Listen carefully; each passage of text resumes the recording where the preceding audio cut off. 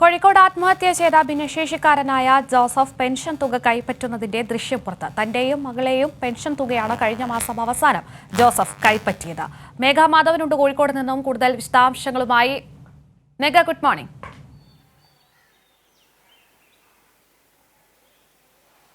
Good morning കീർത്തി. മേഘ, ഈ ഭിന്നശേഷിക്കാരനായ Joseph ആത്മഹത്യ ചെയ്തത് ഈ പെൻഷൻ തുക ലഭിക്കാത്തതിനെ തുടർന്നാണെന്ന വ്യാപകമായ പ്രചരണവും കുപ്രചരണവും ഒക്കെ നടന്നിരുന്നു. എന്നാൽ ഇതൊക്കെ പൊളിക്കുന്ന തരത്തിലായിരുന്നു കഴിഞ്ഞ ദിവസം ഇതിന്റെ പെൻഷൻ തുക കൈപ്പറ്റിയതിന്റെ റെസിപ്റ്റ് കൈരളി ന്യൂസ് പുറത്തുവിട്ടത്. ഇപ്പോൾ ഇത് സംബന്ധിച്ചുള്ള പെൻഷൻ തുക കൈപ്പറ്റുന്നതിന്റെ ദൃശ്യങ്ങളും പുറത്തു വന്നിരിക്കുന്നത്. എന്താണ് മനസ്സിലാക്കേണ്ടത്?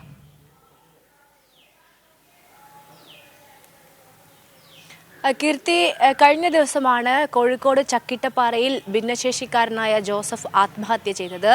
ആത്മഹത്യയ്ക്കു പിന്നാലെ വലിയ തരത്തിലുള്ള പ്രചാരണം നടന്നു. പെൻഷൻ കിട്ടാത്തതിനെ തുടർന്നാണ് ആത്മഹത്യ എന്ന രീതിയിലായിരുന്നു.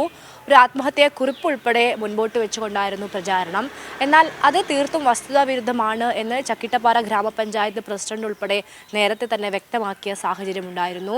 ഇപ്പോൾ പെൻഷൻ, അതായത് ഡിസംബർ 30-ന് പെൻഷൻ കൈപ്പറ്റുന്ന ജോസഫ് പെൻഷൻ കൈപ്പറ്റുന്ന വീഡിയോ ആണ് പുറത്തു വന്നിരിക്കുന്നത്. ജോസഫിൻ്റെയും മകളുടെയും പെൻഷൻ തുക കൃത്യമായി എഴുതി സൈൻ ചെയ്ത് കൈപ്പറ്റുന്നത് ഈ വീഡിയോയിൽ കാണാം.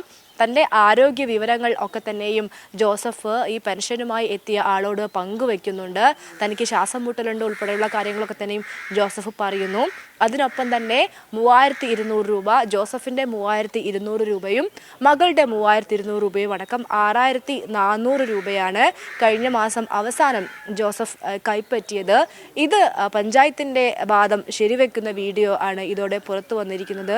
കാരണം ജോസഫിന് പെൻഷൻ നൽകിയിരുന്നു എന്ന വാദം ശരിവെക്കുന്നതാണ് ഈ വീഡിയോ. ഈ വീഡിയോയിൽ തന്നെ കൃത്യമായി പെൻഷനുമായി എത്തുന്ന ആൾ ജോസഫിൻ്റെ ആരോഗ്യ വിവരങ്ങളൊക്കെ തന്നെയും തിരക്കുന്നു.